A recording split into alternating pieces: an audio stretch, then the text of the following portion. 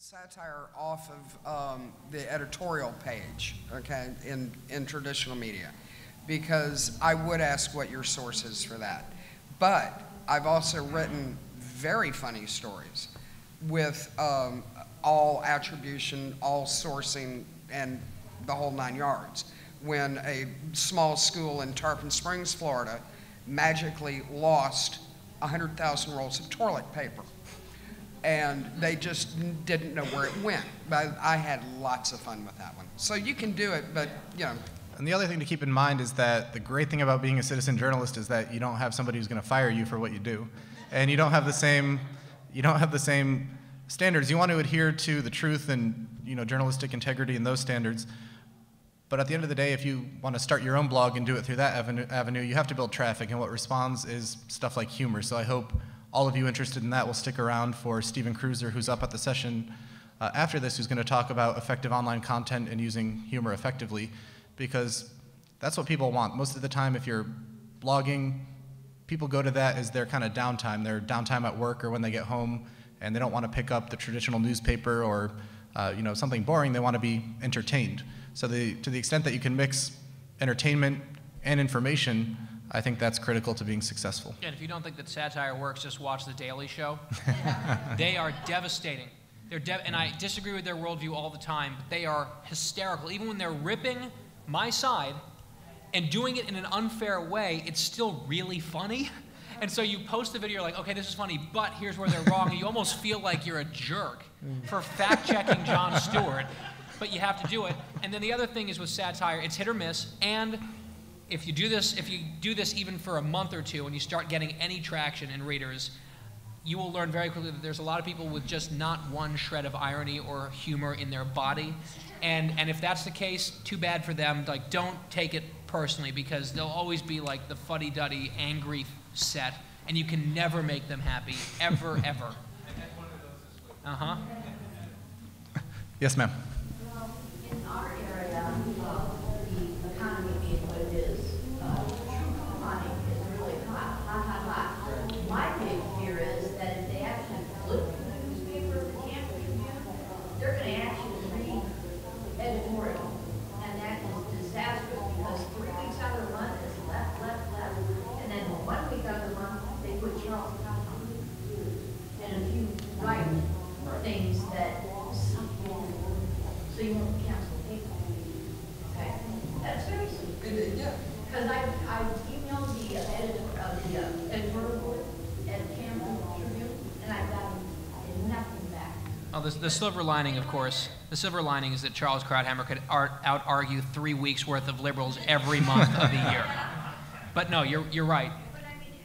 It's the false semblance of balance, right? Oh, we're not a liberal paper. We run Charles Krauthammer's column. Okay, but what about all the other columns that you run? And how about the stories? I'm less bothered by editorial pages a lot of the time than I am by the news pages. And the news pages can be just as editorially damaging, if not more so, based on stories that they will or will not cover, like we were hearing from Anita Moncrief at the Breitbart breakfast this morning, the Acorn whistleblower. She had a New York Times reporter who had this dead to rights illegal collusion between Acorn and the Obama campaign at the time, and the editors of the New York Times killed the story and told the reporter, we don't want to go with this game changer so close to the election. Well, it even goes beyond that, not only killing a story, but where you run the story. We had a situation at one newspaper where we had a school board member dead to rights on just malfeasance in office, dead to rights. You would think in a small town that would be a banner page 1 story, right? No. 11A. Now, what is on page 1 gives you think, more importance, more rank. The farther it's back in the paper, the less importance it appears to the reader. So, they're hitting us from all sides now. And they do that also within stories. Oh, yeah. So, and this is, if you just want to be a news watcher, I think a lot of people, we're trained as journalists. If you just want the basics, you don't have a lot of time, you read the lead. And it's supposed to be the who, what, where, when, and why it's important. And if you don't have time, you read the first couple paragraphs and you're done, your headline, move on.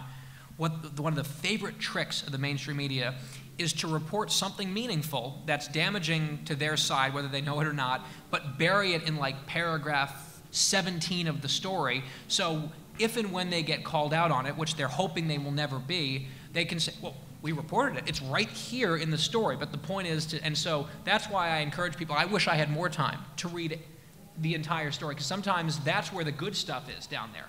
Because they feel some obligation to do reporting, but they, as you say, they just won't highlight it. Right. No, I've done it on a daily basis. I showed them, see this right here? See this down here? You're going to have to call. Yep. And one other thing just to keep in mind quickly is that it's not just about holding elected officials accountable. We talked about that. It is about holding the establishment media accountable and either fact-checking the stories that they do run or pushing them to run the stories that they don't. And we talked about what happened with Anthony Weiner in New York's 9th Congressional District at the opening, but really stop and think about that for a moment. That happened over Memorial Day weekend. The mainstream media, as soon as conservative bloggers and Andrew Breitbart broke that story and started to push it, were ready to just throw up their hands and accept Anthony Weiner's explanation that somebody hacked his account.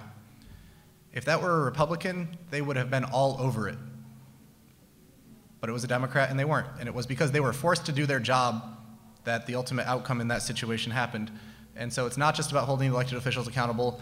If you call out journalists by name, if you fact check their stories, if you push them to cover the things that they're ignoring that they should be, then you can have a dramatic impact as well. So yes, ma'am, up here in front. I work at an agency affiliate in South Florida, and one of the things that's true, we have young producers who they're not in a conspiracy, they actually believe what they believe. Their bias is just like anybody else's bias, but they do determine, they do the rundowns for how the shows and now what's the lead story and what's not.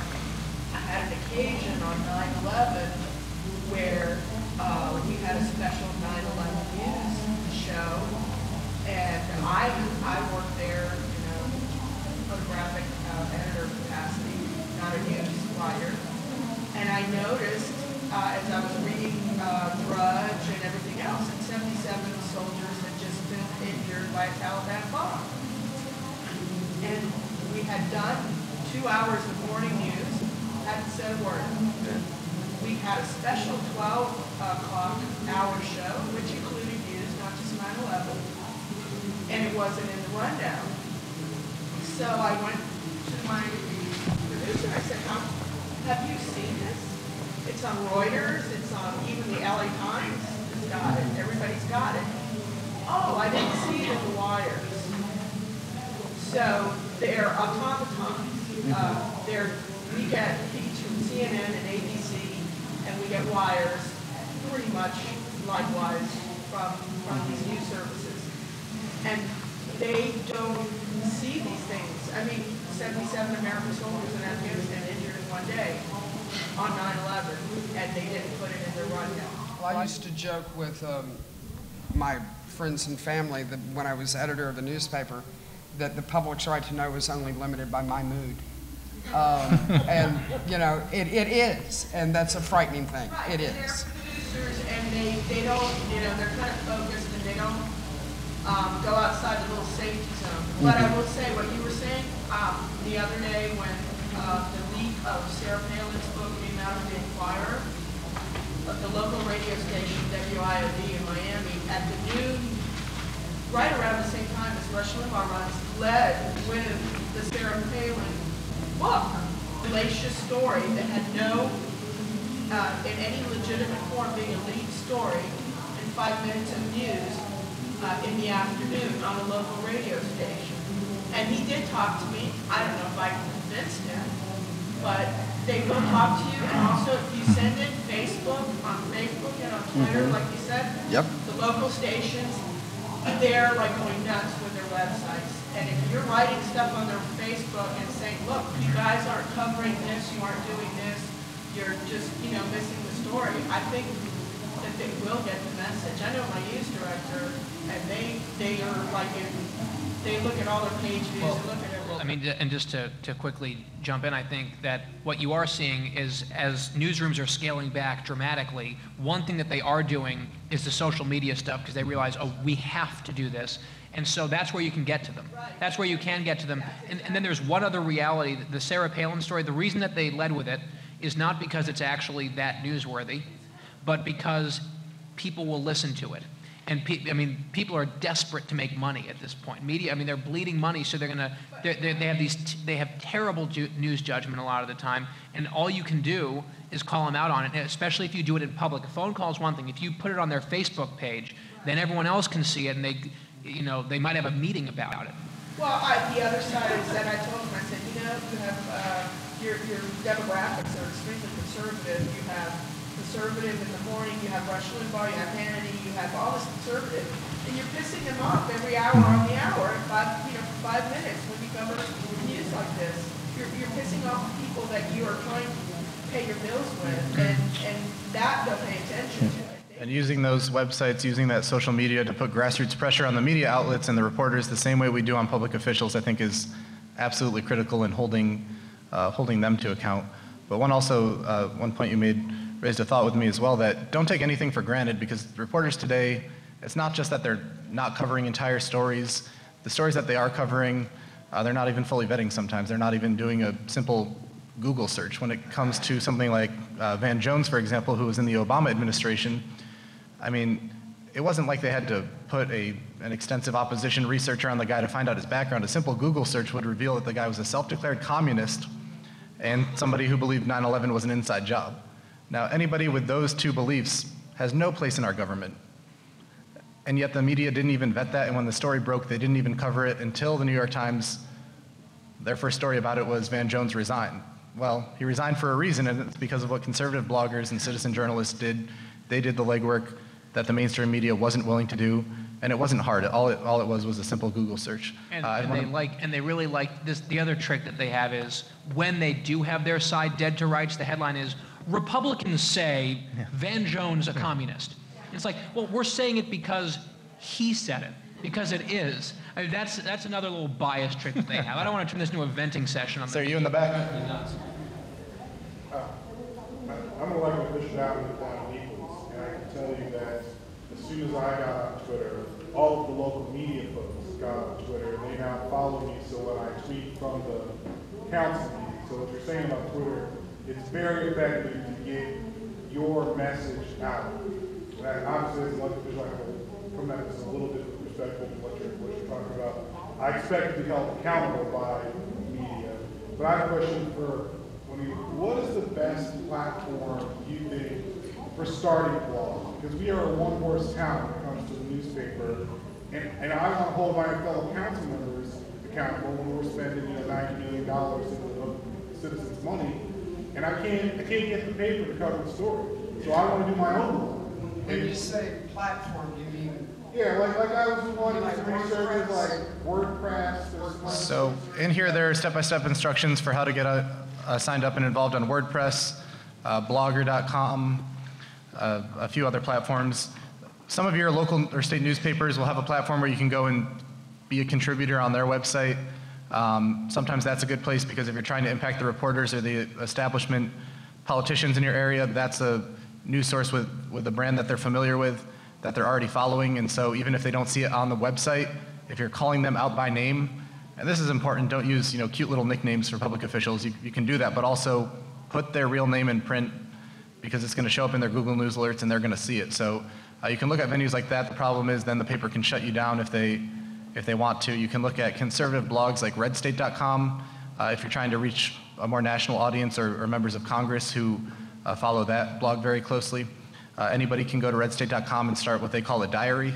If you have a really good post and one of the contributors notices it, they'll oftentimes promote it to the front page so you'll get added exposure. But even if you don't, if that Google News alert shows up in your congressman or their communications director's email inbox and it says redstate.com on the link, that's probably going to give them a little mini freak out. And you can have some fun with that. Yes, sir. You talk about the gateways, and I wonder if part of the reason that they're on life support is because of the model of the national companies that have adopted them. Most definitely. In our community, we've got one reporter, editorial staff and publisher are not in our community and aren't plugged into what the real news stories are. And even the reason it's not doing well is because the content isn't relevant. And I'm working to try to take it back. Is that losing effort, or is it worth trying to do? I think it's worth trying to do. One of the worst jobs I ever had in my life. I had to go into newsrooms and do what's called consolidate news desks. I would move, and all of the editors, the people who fact check stories, who know that it's Main Avenue, not Main Street, you know, that it's Josie Smith, not Joey Smith, those people. I had to fire them and move their jobs to a city 50 miles away. And if you can, there is such a demand, and this is my passion, there is such a demand for local news that you're seeing the patch.coms start to pop up. Whether that's going to work or not, I seriously doubt it, because who's involved with it. But there are other groups like that. I know there's one growing up in the Northeast called Main something.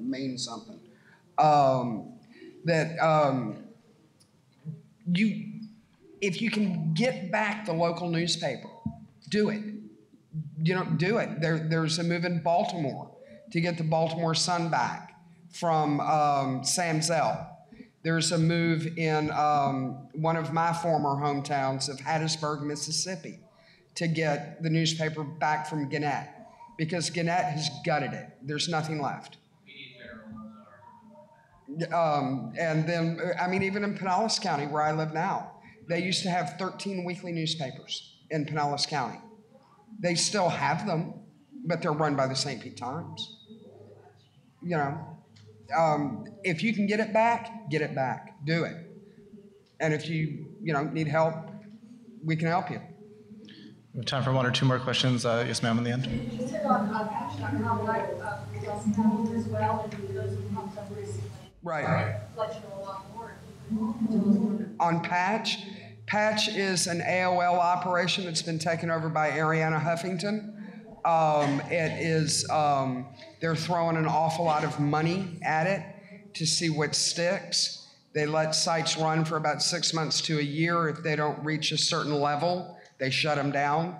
And they do engage citizen journalism and citizen journalists. I think that they have a place. I just would hope that they're going to capitalize them enough. AOL's, leaking money, just like everybody else. When I've seen locally in Pinellas County, I was a school board member 3 years ago, and they're still citing me as a school board member on their school. Well, there you go. You might call them if you can. You might call them if you can. They don't have an office. Everybody works from home.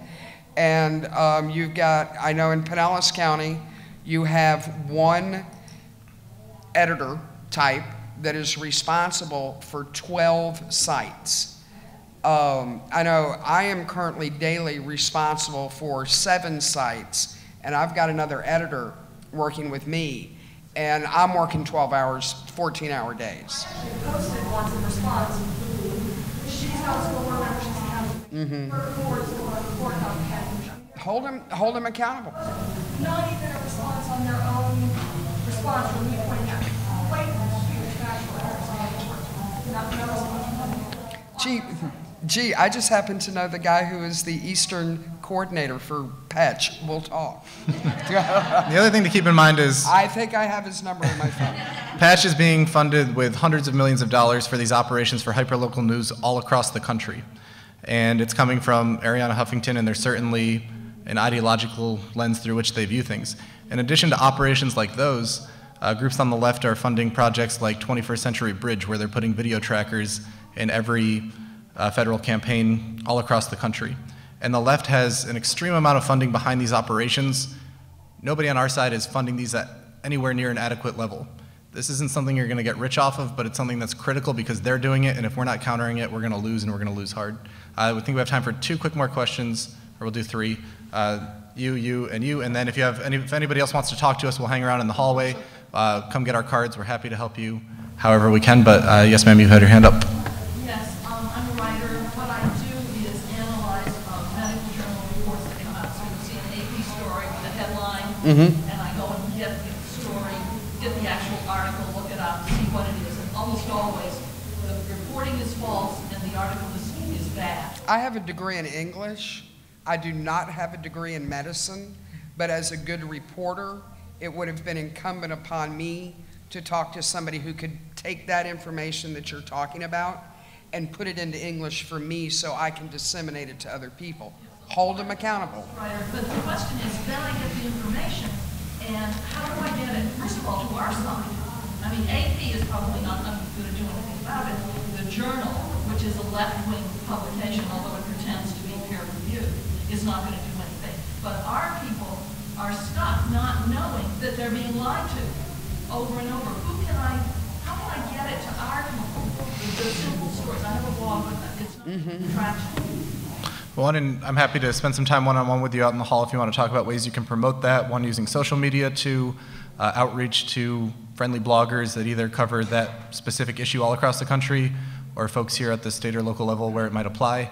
And we can get you a list of folks that you might want to reach out to and provide you with some help there. So touch base with me, get my card, and we'll gladly help you however we can. And yes, as a sir. basic strategy, if you're doing it all the time, and there's, they're wrong, wrong story after wrong story after wrong story, when you've got one that's pure gold, just like so egregiously, obviously wrong, easy to understand why it's wrong, that's the one that you pitch to people up the food chain. Because if you're pitching them, constantly, you start seeing the name in the email inbox all the time, you kind of start tuning it out. But if it's one really awful example that's so glaring and so obvious, if that makes its way up the food chain, then you've raised your own prominence, so people are going to read your blog, so more of this will come to light anyway, and you've drawn attention to the issue itself, which, as you say, a lot of people might not even know exists. So that's the one little piece of advice I would give in terms of pitching it. Yes, sir. Or maybe say media access. That if you are a true journalist, I mean, somebody else is paid, has the credentials and everything else, that you get more access than just being Joe Citizen saying, hey, I've got a camera, I'm going to videotape this. If that's the case, if there is more access for those people, if you are a true journalist, is there anything out there that through town hall or through somebody else that says, listen, obviously you're not paid, but we understand these credentials gives you that access that you would not normally have. By no means, we're not paying you, we're not saying anything, but here's credentials per se to say, yes, now it gives you that access to go do what you need to do. It's tough, and here's why. You could be really good and completely not crazy. But someone else could have some weird motive and be crazy. And if a news organization, even a conservative news organization, is putting their name on credentials and giving it to people that they don't really know and trust, that could burn the news organization. So it is I understand exactly where your heart is, because the paid editorial staff at townhall.com is 7 people, in a country of 50 states or 57 states and 300 million people. So, but a lot of it, I mean, yes, some stuff only credentialed media can get to, but I think the types of stories that really empower citizen journalists, the access is just showing up, and doing the jobs that the mainstream media either won't do or because of budget cutbacks can't do anymore. I mean, and oftentimes the fact that you catch people off guard because they don't think there's any media around and they don't realize, they think they're just talking to some regular folks, and like you're a citizen journalist with a Phil footprint. Congressman Phil Hare. I have to say something here. This is the United States of America. We are not England. Journalists are not licensed in this country. You do not have to take a test to become a journalist.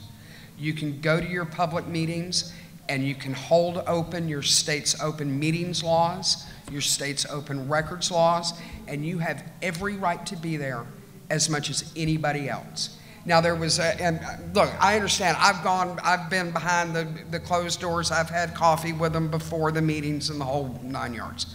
But there was a recent case out of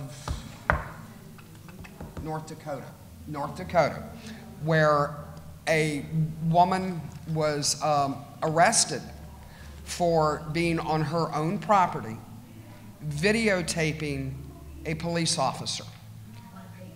Well, yeah, it's starting to happen everywhere now. But the court ruled, and I'm just really doing this from memory and very little sleep, the court ruled that that woman had just as much right to shoot that video and to disseminate that information as the person at WLOX TV. Just because my camera is this big and then the video will be on YouTube, and then people like me can embed it and comment on it. I don't think there's as much of a need there. What's interesting is who are these big donors out of curiosity? You know, who are the people who are showing up, let's say, to protest a Republican fundraiser? You know, put a camera in their face, ask them why they're there, and they will tell you some crazy things. And I mean, that's because we're always supposed to be like the nuts out there, but I mean, what they've got on that side, that's kind of the need. So I mean, if you want to cover a presidential speech, you're probably going to have to be a bona fide journalist with actual credentials. But there are so many elements aside from just what the president says, that could be newsworthy. That's where I think other people really need to come in. That's an excellent point. As a quick example, a former colleague of mine, Al Gore, was giving a speech in DC on the virtues of environmentalism and encouraged everybody to take the metro or ride their bicycle or walk there. My former colleague did not go into the event, but he walked around the perimeter of the hotel and he found a fleet of SUVs and town cars for Al Gore and his family idling outside because it was the middle of the brutal DC summer and they did not want to go back to the car without it being air conditioned. He got on his cell phone and got some video footage of these cars just sitting there and idling. He then went to the front entrance as people arrived, and he started asking them, you know, why are you here? And you get people saying stuff because we need $8 a gallon gasoline. He'd find people pulling up in cabs and saying, why didn't you take public transportation? And they would say, well, that is public transportation. Or there wasn't a metro nearby, and then he would pull up the metro map and show them that there was one less than 1/10 of a mile away. You know, those kind of things that all happen around an event that the mainstream media isn't going to cover because they're in just running a camera filming the speech itself are the things that are newsworthy. When my colleague released a video compilation of all these things happening, it got over 125,000 views in one day. It made it onto Fox News. They showed it several times. He was brought on to be interviewed on, at the time when Hannity and Combs was still on the air. He was invited on talk radio all across the country. It appeared in print and many national and other publications. And it put the environmentalists on the defensive for an entire news cycle. And that's the kind of stuff that never would have happened if we didn't have citizen journalism, because the mainstream media sure as hell isn't going to do that. And the other thing that we do in our news organization, we have about 2 reporters per state, maybe, if we're lucky. But we tell them, if you go into the state capitol for a hearing, if the mainstream media is there, go somewhere else. Go do something else. Find a different story, because that story's already going to be told. So go find new stuff too. I think we have time for one more. I apologize to anybody whose questions we didn't get to, but we'll hang around afterward and feel free to come up and talk to any of us. We want to help you however we can, but yes, sir, last question. Just a couple of points. Number one, thank you for doing this. It's been very helpful. And just a quick example of how it's been helpful.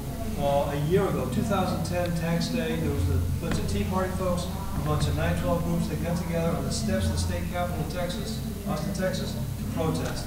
And I called all the local TV stations. I called KLBJ, which is our big AM talk radio, ahead of time. I said, hey, we're going to be there at 9 o'clock, 10 o'clock, whatever the time was. And they all said, wow, we didn't know about that.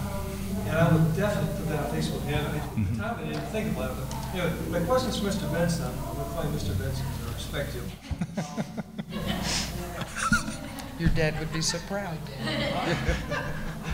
I spend a lot of time on time every day, at least an hour or two, reading all the editorials and most of the blogs. But I read a lot of the comments, and there's a lot of back and forth between true conservatives, and there seems to be just a core group of lefties who just want to argue every point. Call them trolls. Yes. Yeah, I call them what's them. Yep, I do. Alice in Chicago comes to mind right away. Is there any chance you think they're paid by Soros or Huffington or someone? You know, I have wondered about that myself, because I mean, you have to be a sick sadomasochistic person to read something every day, every piece that I write, they hate me. These lefty trolls hate me, and they read every word that I write and say how much they hate me every time I write it. And you're either there's something wrong with you, or you're paid. Well, but then they take the abuse from people like me, who's, after they disagree with you, which is their right, then the conservatives on the blog side will start saying, hey, listen, that was a really stupid thing. You must be a moron or something. Boom, they just fight back. I wouldn't come back with it. Yeah, some of them are just gluttons for punishment. I don't know. I mean, getting into giant wars with trolls can be a huge suck on your time and energy. I've stopped reading a lot of the comments. If there's something that I feel like reading comments would benefit my work, I'll do it, but I've stopped because it's hard to resist sometimes, because they'll say something so stupid or so provocative or so wrong, you'll then waste your own time arguing, getting down these rabbit holes with these people, and that's kind of half their goal. Now, the other side of that, though, is they're very good about filling up mainstream media story comment sections with, like, crazy left-wing comments. You know, like when Bill Kristol would write a column for the Washington Post, there would be 500 comments immediately, every single one of them negative. So I think there is some, and people do read comments, so there is some good to actually responding and commenting to stories to put a well-reasoned conservative point of view out there, so other commenters might say, okay, I'm not the only one here, or someone who's undecided might not, you know, see all the lefty comments and then read a few conservatives and say, okay, wait, there are two sides to this story. So if that's kind of the deal that you do, I would pick your battles. How about that? Are you ever going to open up registration for hot air comments? Hot air? Not my call. Not my call. The thing is, it's got to the point where I almost know those people because they're the same people over and over again, and They have really good commenters. The problem is, at Town Hall, we let anyone register and comment, and therefore we get a lot of trolls. Hot Air tries to, they're much more careful about their comments. institutionalized trolls, which, you know, it's like, you But know these people already. The media plays this game too, though, and this is a little bit inside baseball, where occasionally, and I've seen Bill O'Reilly even do this to Hot Air and other sites, they will take a comment from a blog post and attribute it to the site. Like, well, so-and-so, or someone at Hot Air said this, and it's, you know, so, and then your reputation gets smeared. So I understand why Hot Air does what it does. But Alapundit is a very smart guy. All right, well, I think we are just about at time, so I want to thank you all for joining us today. Thank you to Guy and Kelly for being with us as well. If you have any questions, if there's anything at all that we can help you with, come grab our cards, come talk to us. We want to make sure that you all can do this effectively. That's our job, so get out there and do it. Thank you.